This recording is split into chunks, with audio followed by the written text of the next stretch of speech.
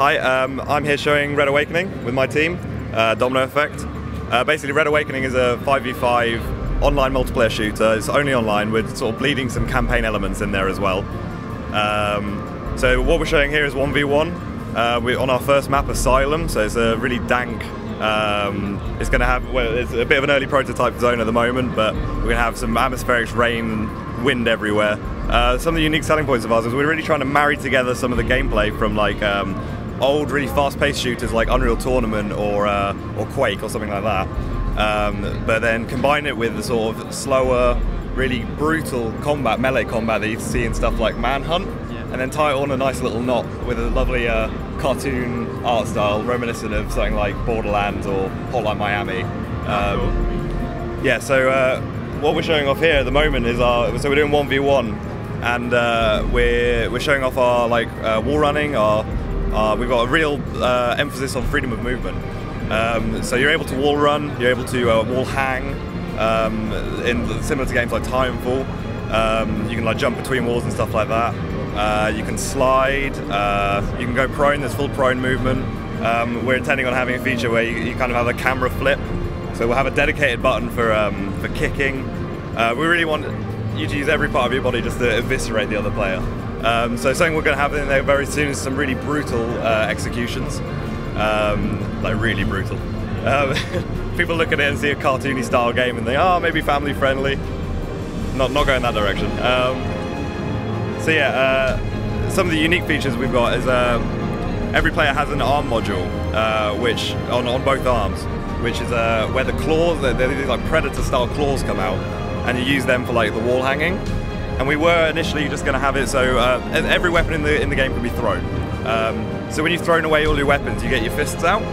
And initially we just had fists, like you'd see in any other game. But then we thought, well, we've got these predator claws, let's just have them as a weapon. So now we've got these really nasty looking, like 3 feet long claws coming out of your hand. So yeah, they come out of this arm module. So we're not going to have any HUD, no heads-up display. We want complete immersion in this world. So your health, your stamina, and your battery meter for your special abilities will all be displayed on a screen on this really old-style, 80s-style 8-track player that's on your arm. Above that, you're going to have a little radar, which will sort of be, it'll show up blips. It's almost like your map. So essentially, we're taking every element you might see on a typical heads-up display and basically putting it in the game rather than on top of what you're looking at. So because of that, we don't have an ammo counter.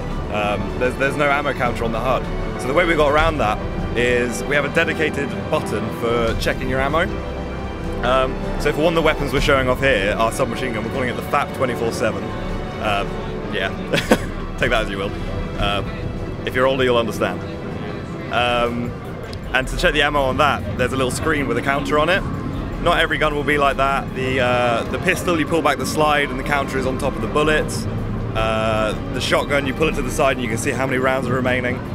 So that's sort of how we're getting around that. But because of that, we don't have reloading. And we do that because of a balancing issue. So we really want to emphasize the fast-paced gunplay, but we also want to keep it balanced with the melee stuff. So there's always going to be limited ammunition on the map. There's no reloading, you have what's in the gun. Once that's gone, you're going to have to throw it. Throw it at the player, you can do some damage with it while you're trying to switch away. Throwing it's always going to be faster than switching it out. But yeah, we're going to have loads of crazy weapons. One weapon that we're probably going to be modelling quite soon is what my boss lovingly calls the Potasinator, which is a banana which has been sort of sharpened to a point and then dipped in liquid nitrogen. So it's rock solid, so you can just stab people with it. And so like I said, everything can be thrown, so we figure for the throw for that, it'll almost work like a ballistic knife. So you squeeze the end and the banana will fly out. Yeah, we're going to have a wider range of weapons, from like shotguns, pistols, really, like we have a revolver that fires shotgun shells with a blade on the end of it. And obviously for executions, that'd be great as well. One we're going to have is you slice the neck, shove the barrel in the hole, and then pull the trigger. So we're going to have loads of jibs on the screen and stuff like that. It's going to be pretty gruesome. So where can we find it? Right, so we're currently in a state of zero funding, so we're looking for publishers. So obviously we're liable to change on release dates and release platforms. But at the minute, we're simply aiming for a release next year around Halloween time. We're planning on having some sort of beta or demo out for this Christmas, so people can try it out. And that was another thing. What was the other question you said? Steam greenlight or anything? Yeah. So yeah, that's what we've got a potential. We will potentially be on Kickstarter next month, sponsored by Square Enix. That's on the cards. We're also in talks with many other publishers. We're just trying to get funding at the minute so we can keep working on it. And in terms of a release platforms, we're sort of vaguely aiming for PC and the next gen platforms. But again, that's liable to change as well.